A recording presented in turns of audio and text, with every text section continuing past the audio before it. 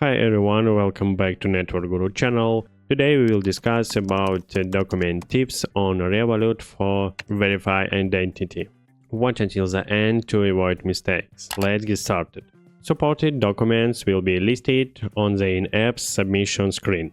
Revolut only accepts unexpired documents.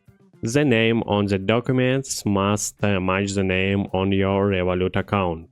If your nationality is different from your country residential address, you may be asked for proof of address or other documents. Upload your Revolut app to the latest version. Make sure the document is clear and readable. Capture the entered document.